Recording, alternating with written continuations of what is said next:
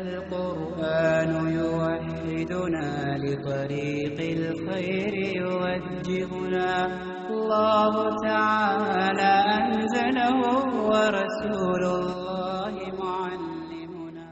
الحمد لله رب العالمين والصلاة والسلام على رسوله محمد وعلى آله وأصحابه أجمعين.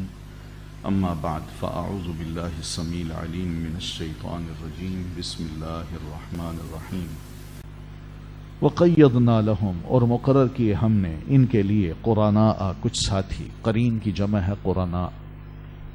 فزینوا، تو انہوں نے خوشنما بنا دیا، لهم ان کے لیے، ما وہ کچھ جو بین ایدیہم ان کے سامنے تھا، وما خلفہم اور جو ان کے پیچھے تھا.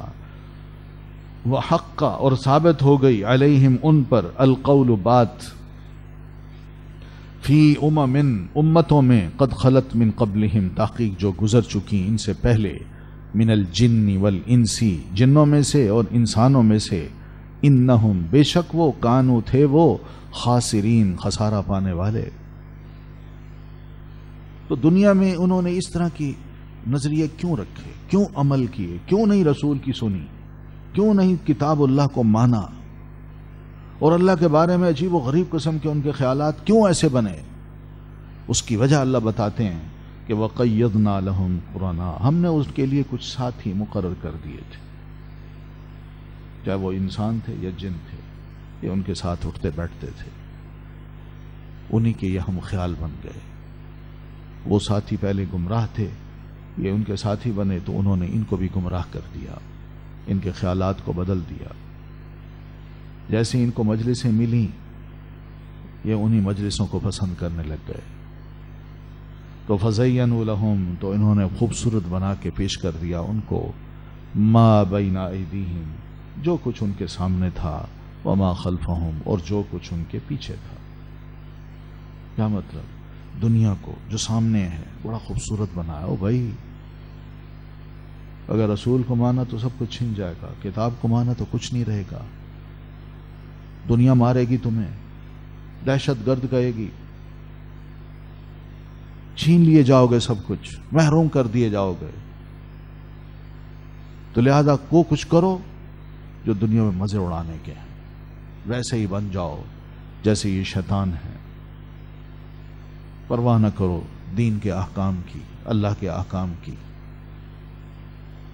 جو دل چاہے وہ کرو، کیونکہ دنیا کا آج اصول یہی ہے، دنیا میں خوش رہنا ہے اور کسی کی پکڑ سے بچنا ہے، بدنامی سے بچنا ہے، تو پھر ہر وہ کام کرو جو دنیا چاہتی ہے اور دنیا میں موجود ہے.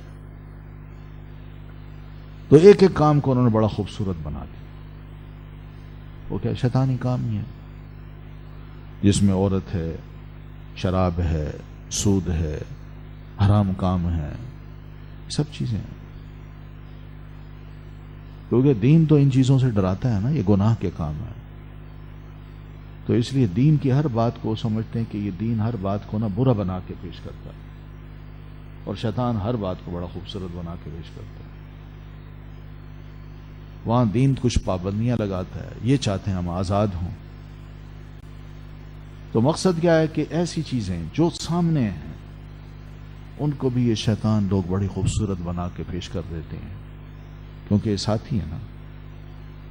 اور وما خلفہم اور جو کچھ ان کے پیچھے تھا، پیچھے سے مراد آپ مستقبل سمجھ لیں یا ماضی سمجھ لیں، اس کو بھی بڑا خوبصورت بنا کے پیش کرتے ہیں کہ ہمارا ماضی بڑا شاندار، یہ دیکھیے یہ فلاں تھا، یہ فلاں تھا، یہ فلاں شخصیت تھی، اس نے یہ کام کیا، اس نے یہ کیا.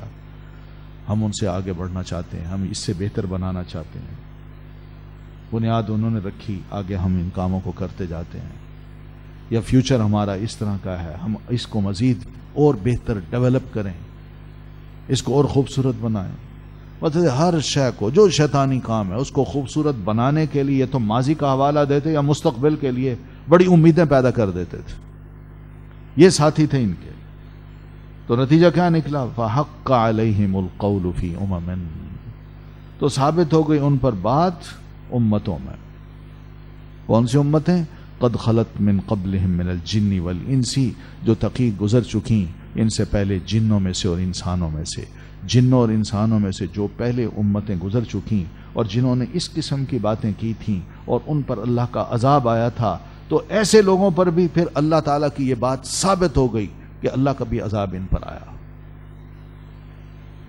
انہم کانوا خاسرین، یقیناً وہ تھے نقصان اٹھانے والے۔ حقیقی نقصان تو یہی ہے نا کہ انسان کا مستقبل آخرت برباد ہو جائے۔ دنیا کے جو عمل کیے وہ دنیا کے لیے کیے، انجوائے کرنے کے لیے کیے، آخرت کے لیے کچھ نہیں کیا۔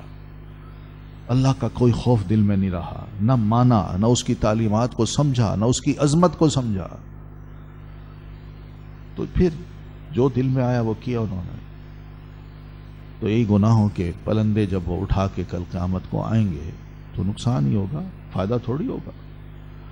وقال الذین کفروا، اور کہا ان لوگوں نے جنہوں نے کفر کیا، لا تسمعوا، نہ تم سنو، لہذا القرآن، اس قرآن کو، والغوا، اور غل مچاؤ، فیہ، اس میں، لعلکم، تاکہ تم، تغلبون، تم غالب آ جاؤ۔ نبی علیہ الصلوۃ والتسلیم قرآن مجید کو سناتے ہیں مختلف مواقع پر، لوگوں کو اکٹھا کر کے مختلف مجلسوں میں۔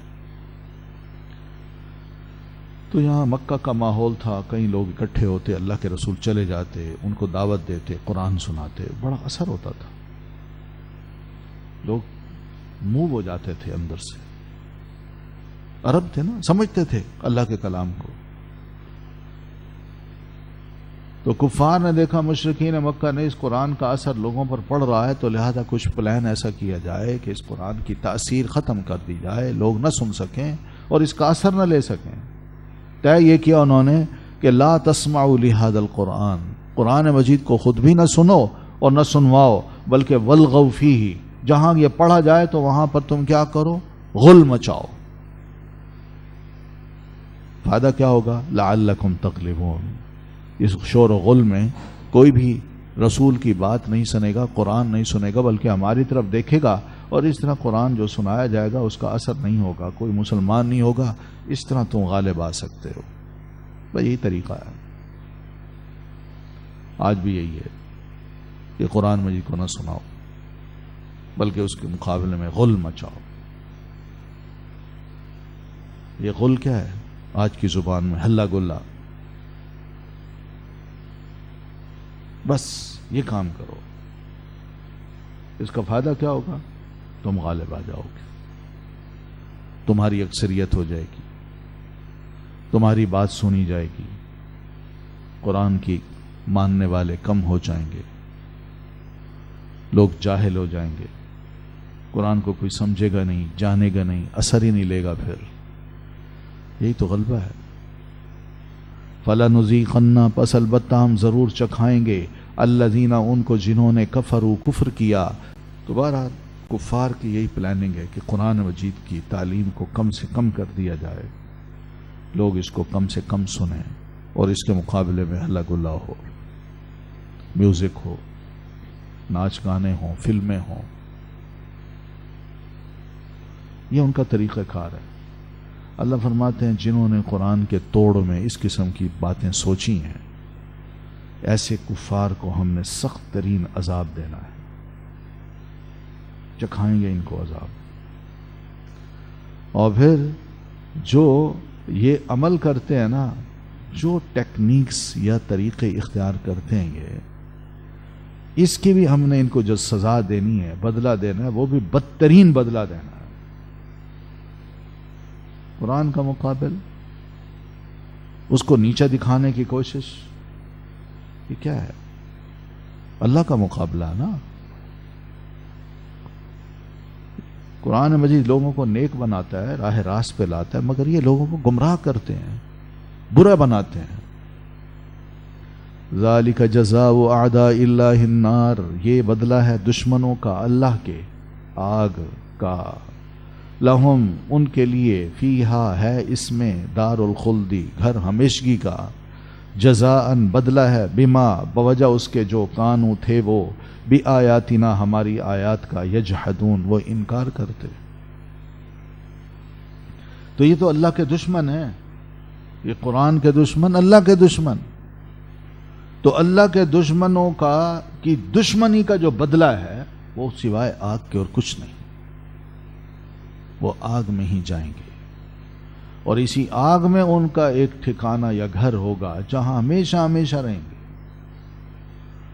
یہ بدلہ ہوگا ان کاموں کا یا ان چیزوں کا کہ وہ ہماری آیات کا کھل کھل کے انکار کرتے تھے، کہ قرآن مجید میں جو حکم دیا ان کا نہیں، الٹا کرو۔ قرآن مجید نے کہا یہ نہ کرو، انہوں نے کہا یہ کرنا ہے۔ قرآن مجید نے کہا یہ کرو، انہوں نے کہا یہ نہیں کرنا۔ کھل کھل کے انکار کرتے تھے، اور جب انکار اگر کھل کے نہ بھی کیا جائے تو بندے کا عمل جو کھلم کھلا ہو رہا ہے تو اس کے ذریعے وہ واضح کر رہا ہے کہ میں نہیں مان رہا قرآن مجید کو، اسلام کو، شریعت کو، میرے عمل کو دیکھ لیجئے، میں کھل کے انکار کر رہا ہوں۔ یہ بھی حقیقت ہے، اس کو یوں بھی دیکھا کیجئے۔ ہم کہتے ہیں یہ سائن بورڈز ایسے کیوں بناتے ہیں؟ یہ اصل میں انڈائریکٹ وے میں کھل کے انکار کیا جا رہا ہے۔ ہم نہیں مانتے، ہم اسی چیز کو مانتے ہیں، دو زبان سے نہیں کہتے، لیکن عمل جو ہے نا وہ بتا رہا ہوتا ہے کہ ہم نہیں مانتے۔ وقال الذین کفروا، اور کہا ان لوگوں نے جنہوں نے کفر کیا، ربنا، اے ہمارے رب، اری، تو دکھا نا ہمیں۔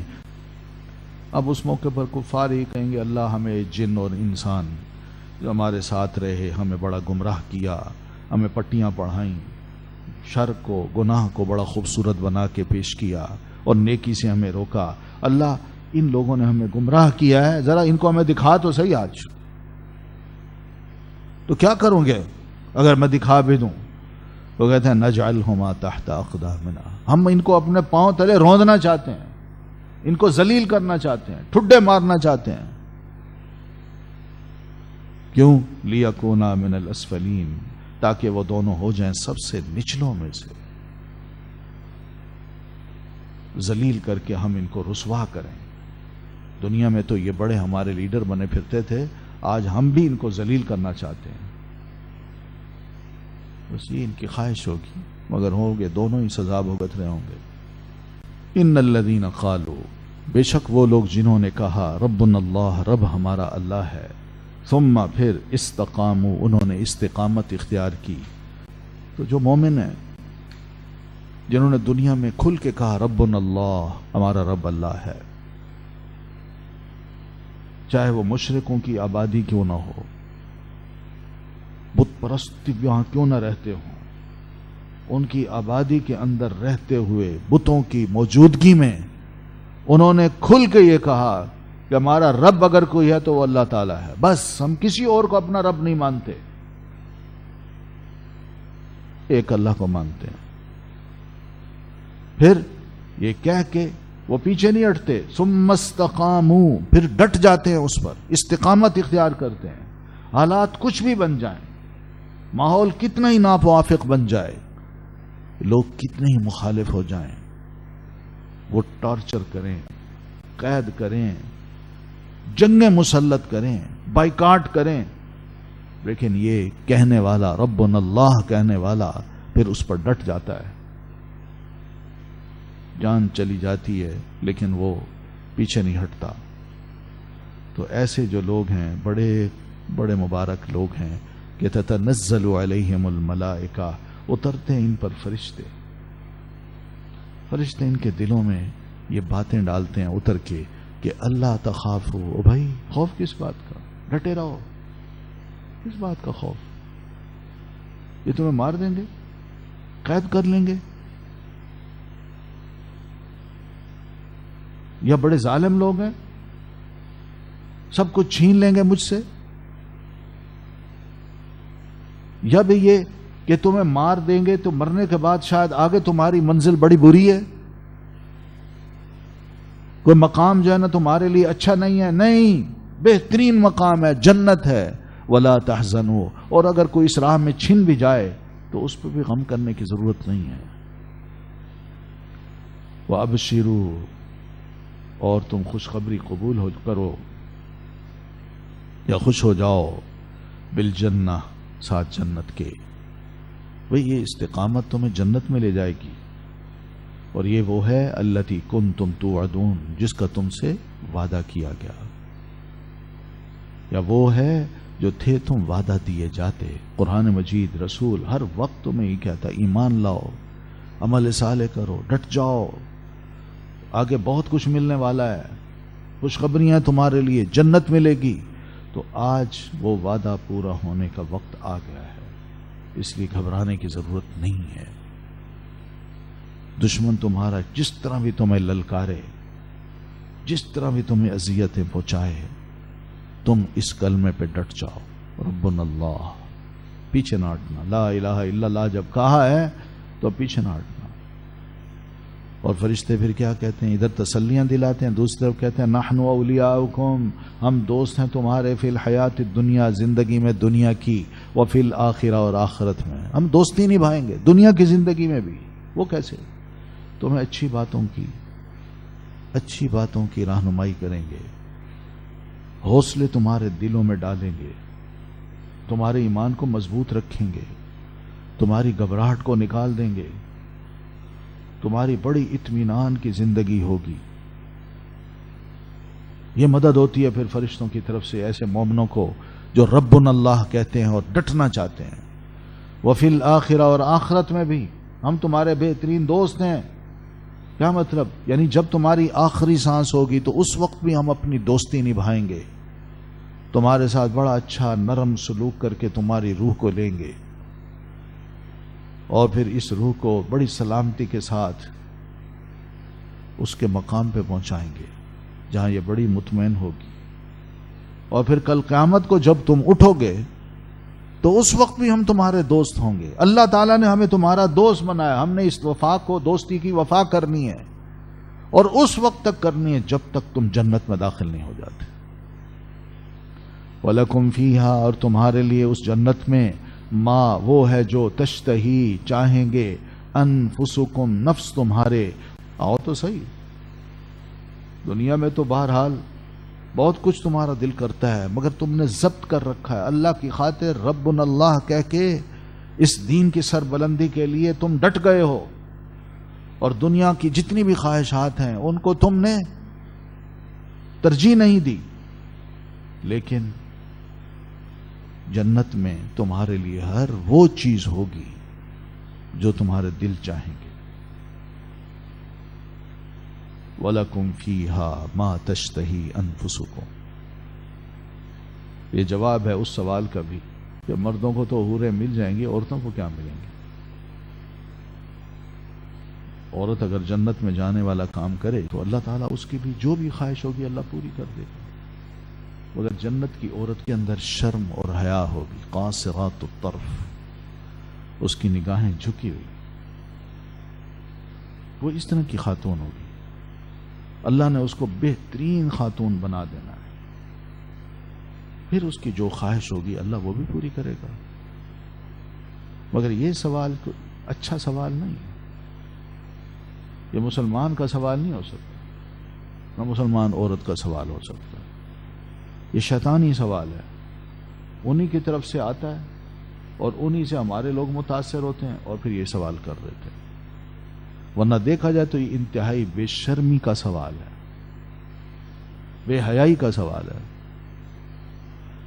اس کا یہ مطلب نہیں کہ ہم جواب دیتے پھریں، لیکن جواب قرآن مجید نے دے دیا، وَلَكُمْ فِيهَا مَا تَشْتَهِي أَنفُسُكُمْ، اور تمہارے لیے اس میں وہ ہے جو چاہیں گے نفس تمہارے، جو بھی دل چاہے گا جنت میں وہ سب کچھ مل جائے گا۔ تشتہی شہوت سے ہے، شہوت، خواہش نفس جو ہوتی ہے، دل چاہتا ہے۔ وَلَكُمْ فِيهَا مَا تَدَّعُونَ، اور تمہارے لیے اس میں وہ ہے جو تم طلب کرو گے، جو دل چاہے وہ مل جائے گا، جو مینیو بنا کے دو گے وہ سارا وہاں مل جائے گا۔ نزلا من غفور الرحیم، یہ مہمانی ہے بہت بخشنے والی ہستی کی طرف سے، رحیم جو نہایت رحم کرنے والی ہے۔ یعنی تم اس کے مہمان بن کے آؤ گے، وہ تمہارا میزبان ہوگا، جنت کی رہائش، وہاں کی عزت، وہاں کا احترام، وہاں کی نعمتیں، کھانے پینے، عیش، ہر خواہش جہاں پوری ہو. بتائیے یہ کون سا میزبان ہے اور کس مہمان کی وہ قدر کر رہا ہے؟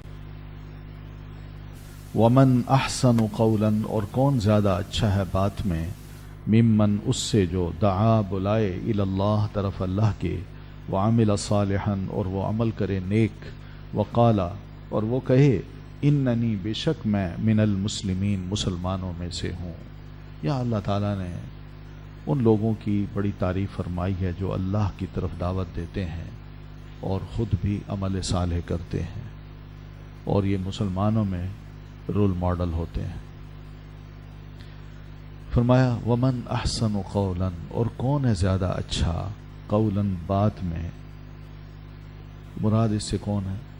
یعنی اللہ تعالیٰ نے جب یہ لفظ فرمایا نا، اس سے زیادہ اچھا اور کون ہو سکتا ہے بات میں، ممن دعا الی اللہ، اس سے جو اللہ کی طرف بلائے. جو اللہ کی طرف بلاتا ہے تو اس کا مطلب ہے وہ اللہ کا دوست ہے.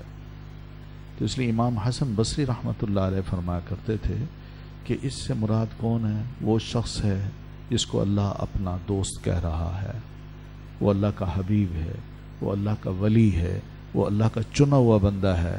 یہ اللہ کی مخلوق میں یا مسلمانوں میں بہترین انسان ہے.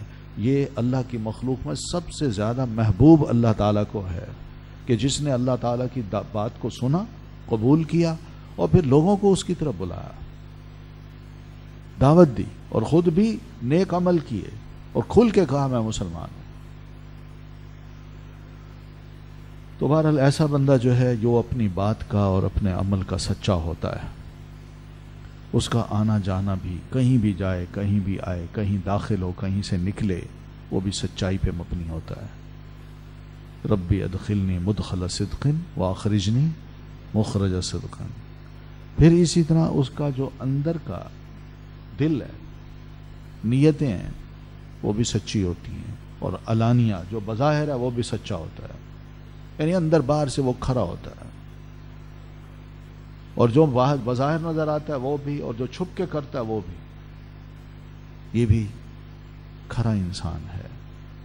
اور جو منافق ہے وہ بالکل اس کے الٹ ہوتا ہے. اس کی بات اس کے عمل سے ٹکرا رہی ہوتی ہے. اس کا داخل ہونا کچھ سے کیا کچھ ہوتا ہے اور نکلنا کچھ ہوتا ہے. اس کے علانیہ کچھ باتیں ہوتی ہیں، حرکتیں ہوتی ہیں، اور چھپ چھپ کے معلوم نہیں وہ کیا کرتا ہے. تو بہرحال ومن احسن قولا، اور کون ہے زیادہ بہترین، زیادہ اچھا بات میں، ممن، اس سے جو دعا بلائے الی اللہ، طرف اللہ کے، یعنی اسلام کی طرف. اللہ کی طرف بلانے سے مراد کیا ہے؟ اسلام کی طرف بلائے. کچھ علماء یہ کہتے ہیں کہ اذان دینے والا مؤذن جو ہے نا، اللہ اکبر، حی علی الصلاح، حی علی الفلاح، جب وہ کہہ رہا ہوتا ہے تو یہ بھی ہے دعا الی اللہ. پھر وعمل صالحا، اور وہ عمل کرے نیک. اذان دے کے پھر اس کے بعد وہ نماز 2 رکعتیں پڑھے تکبیر سے پہلے، تو یہ عمل صالح ہے اس کا. تو ایسے بندے جو ہیں نا اللہ تعالیٰ کو بڑے محبوب ہیں. تو یہاں دعوت دین کے اصول بھی اللہ تعالیٰ نے بتا دیے کہ دعوت کس کی طرف دینی ہے؟ اللہ کی طرف، اللہ کے دین کی طرف. یقین مانیے یہ بنیادی چیز ہے جو دعوت دین کی ہمیں نوٹ کرنی چاہیے. ہم کسی اور کی طرف دعوت نہ دیں. کسی اور سے مراد یہ کہ اپنی جماعت، اپنے گروہ، اس کی طرف دعوت نہ دیں. اللہ کی طرف دیں، دین کی طرف دیں، بس. یہ اصل چیز ہے. ایسے شخص کی بات اللہ تعالیٰ کے نزدیک انتہائی بہترین ہے، ویلیو رکھتی ہے. یہ کھرا آدمی ہے، اور پھر خود بھی عمل صالحا، نیک عمل کرتا ہے. یعنی خود بھی جو کہہ رہا ہے اس کو مانتا بھی ہے، اس کو لبیک بھی کہتا ہے، اور پھر اس پر عمل بھی کرتا ہے. اور عمل میں کبھی کبھی ایسا بھی ہوتا ہے اللہ کی طرف بلاتے وقت لوگ تکلیف دیتے ہیں، اور اس کو پتہ ہے کہ اللہ کی راہ کی طرف بلانے میں بہت بڑا جہاد کرنا پڑے گا، بڑی مصیبتیں سہنی پڑیں گی، وہ سب کچھ برداشت کرتا ہے، لیکن اس برداشت میں اس کا عمل صالح اس کے ساتھ ہوتا ہے. وہ ہائے وائے نہیں کرتا، وہ گالیاں نہیں دیتا، وہ گالی کا جواب گالی سے نہیں دیتا، بلکہ نیک عمل کرتا ہے. عمل صالحا وقالا، اور وہ کھل کے کہتا ہے اننی من المسلمین، کہ میں تو مسلمانوں میں سے ہوں، میں تو ان لوگوں میں سے ہوں جنہوں نے اللہ کی اطاعت کا دم بھر رکھا ہے. جو اللہ کہے گا بس اس کے آگے جھکنے والا ہوں. میں کسی اور کے آگے جھکنے والا نہیں ہوں، میں اسی کا بندہ ہوں. میرا ایمان اس کی وحدانیت پر جو ہے وہ تقاضا کرتا ہے اس بات کا کہ میں صرف اور صرف اسی سے ڈروں اور اسی کے آگے جھکوں. یہ 3 دعوے وہ کرتا ہے، 3 کام کرتا ہے. اللہ کی طرف بلاتا ہے، عمل صالح کرتا ہے، اور لوگوں کو کھل کے کہتا ہے میں عملی طور پر بھی مسلمان ہوں، اللہ کا کہنا ماننے والا ہوں، دین کا. بس وَلَا تَسْتَوِي الْحَسَنَةُ، اور نہیں برابر ہو سکتی نیکی، وَلَا السَّيِّئَةُ، اور نہ برائی. تو یہاں حسنہ سے کیا مراد ہے؟ لا الہ الا اللہ. اور سیئہ سے کیا مراد ہے؟ شرک. یعنی لا الہ الا اللہ اور شرک کبھی برابر نہیں ہو سکتے. یا حسنہ سے مراد اللہ کی اطاعت، رسول کی اطاعت، اور سیئہ سے مراد شیطان کی اطاعت، گناہ گارانہ زندگی. یہ دونوں برابر نہیں ہو سکتے. یا حسنہ سے مراد کیا ہے کہ دعوت دین میں استعمال کی گئی نرمی، رواداری. اور سیئہ سے مراد کیا ہے؟ سختی دعوت دین میں. کہ ایک ہے جو بڑی ہمدردی کے ساتھ، شفقت کے ساتھ، حریص ہو کر کہ میں اس کی ہدایت کا کوئی بھی سامان ہو، کوئی بھی بہتر سے بہتر انداز ہو، میں اس کو اپناؤں. تو ایک تو یہ تو ہے حسنہ. اور ایک وہ جو دعوت بھی دیتا ہے، ساتھ 2-4 لگاتا بھی ہے، گالیاں بھی دیتا ہے، سختیاں بھی کرتا ہے. تو یہ دونوں برابر نہیں ہو سکتے طریقے. پھر اسی طرح حسنہ کا مطلب درگزر کرنا ہے. کہ دین کی دعوت میں لوگ جب گالی گلوچ پہ اتر آتے ہیں، الزام لگاتے ہیں، برا بھلا کہتے ہیں، نام رکھتے ہیں، تو ایسے موقع پہ یہ داعی جو ہے وہ درگزر کرتا ہے. یہ حسنہ ہے. اور جو داعی درگزر نہ کرے تو یہ کیا ہے؟ سیئہ ہے. دیکھ لیں کوالٹی کیا کیا ہونی چاہیے ایک داعی میں. پھر اسی طرح حسنہ سے مراد علم ہے، اور سیئہ سے مراد فحاشی ہے، بے حیائی ہے. تو یہ علم اور بے حیائی دونوں یہ برابر نہیں ہو سکتی. تو پہلا اصول تو یہ سمجھا ہے کہ داعی کے اندر جو خصوصیات ہوں وہ حسنہ کی ہوں، وہ سیئہ کی نہ ہوں، آنے ہی نہ پائیں. ایک دفعہ آ گئیں تو لوگ بدظن ہو جائیں گے. لوگ کہیں گے یہ کیا ہے جی، ہم تو سمجھتے تھے بڑا نیک آدمی ہے، بڑا اچھا آدمی ہے، مگر یہ تو بڑا سخت دل ہے، بات ہی بڑی عجیب و غریب قسم کی کرتا ہے.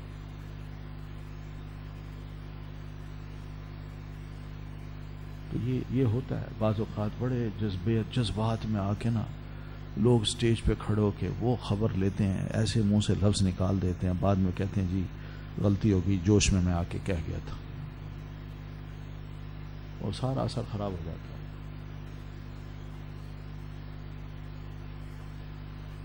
تو بہرحال یہ دونوں چیزیں برابر نہیں ہو سکتی. ادفع باللتی، دور کیجئے ساتھ اس طریقے کے جو ہی احسن، وہ سب سے اچھا ہے. یعنی اپنے حوصلے کے ساتھ، اپنی برداشت کے ساتھ جس شخص نے بھی نادانی اور جہالت کا معاملہ آپ سے کیا ہے تو آپ اس کو اپنے حوصلے سے، برداشت سے، نرمی سے دور کیجیے، بڑے پیارے انداز سے، سوچ سمجھ کے. مراد یہ ہے کہ اگر اس نے غصہ دلایا ہے مخاطب نے اور تم داعی ہو تو ایسے موقع پر تم صبر کرو، صبر سے اس کے غصے کو ٹالو. اور اسی طرح اگر اس نے برا سلوک کیا ہے تو معافی اور درگزر سے کام لے کے اس کو ٹال دو. ادفع باللتی ہی احسن. اس کا فائدہ کیا ہوگا کہ اللہ تعالیٰ پھر ان کو شیطان کے حملوں سے بچائے گا. یہ شیطان کے حملے ہوتے ہیں نا, یہ تمہیں غصہ دلا رہا ہے, تم اس کو جواب دو, کیوں خاموش ہو؟ لیکن حوصلے کے ساتھ, پیار کے ساتھ, برائی کا جواب اچھائی سے دو, بس کافی ہے. تو اس کا فائدہ کیا ہوگا؟ فَإِذَا الَّذِي, تو اچانک ہی یکدم تم دیکھو گے کہ بینک و بینہ عداوتن, کہ تمہارے اور جس کے درمیان عداوت ہے, تمہارے اس حسن سلوک سے, تمہارے اچھے رد عمل سے وہ اتنا متاثر ہوگا کہ کأنہ ولی حمیم, وہ تمہارا ایسا دوست بن جائے گا جو نہایت گہرا ہوتا ہے. دل سے چاہے گا وہ تمہیں, یہ بڑا اچھا انسان ہے, میں نے اس کے ساتھ برا سلوک کیا, اس نے اس طرح میرے ساتھ سلوک کیا, میں کتنا برا ہوں اور یہ کتنا اچھا ہے. یعنی تم خود جب اس قسم کے کام کرو گے تو وہ شخص جو تمہارا تھوڑی دیر پہلے دشمن تھا, تمہارا جانی دشمن تھا, وہ تمہارا گہرا دوست بن جائے گا, اس کے دل صاف ہو جائے گا, اس کے دل میں تمہاری محبت آ جائے گی. کأنہ ولی, وہ سچا دوست بن جائے گا, سچا قریبی ساتھی بن جائے گا. اور ولی حمیم, جس کی دوستی سخت ترین ہوگی, کبھی بھی وہ دوستی کو نہیں چھوڑے گا, اس کا خیال کرے گا. وما یلقاہا, اور نہیں ڈالا جاتا اسے. اس کا مطلب یہ ہے کہ یہ بہترین کام, بہترین اخلاق جو دائی کے اندر اگر ہو, اچھی عادتیں, شریف عادتیں جس دائی میں آ جائیں, تو وہ اللہ تعالیٰ صرف ان لوگوں پر ڈالتا ہے, ان دلوں میں یہ سارے خیالات ڈالتا ہے, ان کو شریف بناتا ہے جو اس راہ میں صبر کرتے ہیں. الا الذین صبروا, جو اس راہ میں صبر کرتے ہیں, جو غصے کو پی جاتے ہیں, اور جن کو یہ پتا ہوتا ہے میں دعوت کا کام کرنے لگا ہوں اور احتمال ہے کہ مجھے تکلیف پہنچے گی,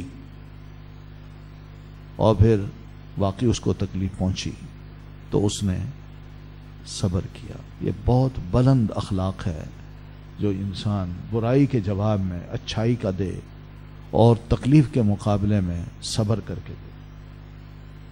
تو اللہ فرماتے ہیں میں صرف یہ خیال ان کے دلوں میں ڈالتا ہوں جنہوں نے صبر کرنے کا تہیہ کر رکھا ہو کہ برداشت کرنا ہے.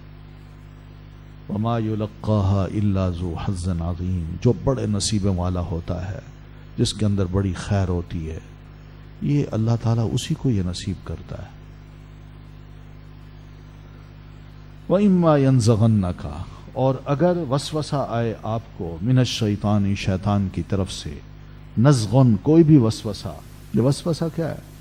یہ دل کی بات ہوتی ہے, دل کے اندر کوئی بس ایسے بات آ جاتی ہے, اور شیطان کوئی چالیں سجھاتا ہے, کوئی شر کی بات دل میں ڈال دیتا ہے,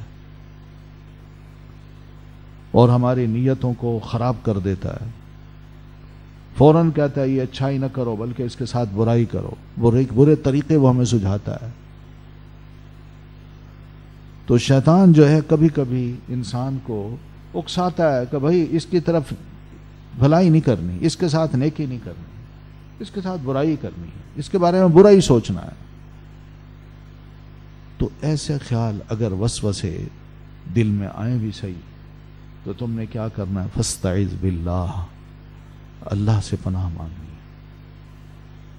اور یہ وسوسے تو اکثر و بیشتر ہمارے دلوں میں آ بھی جاتے ہیں. بیٹھے ہوں, ہم بیٹھے ہوں, ایسے کوئی گزر جائے, یوں دیکھیں گے اس کو, بس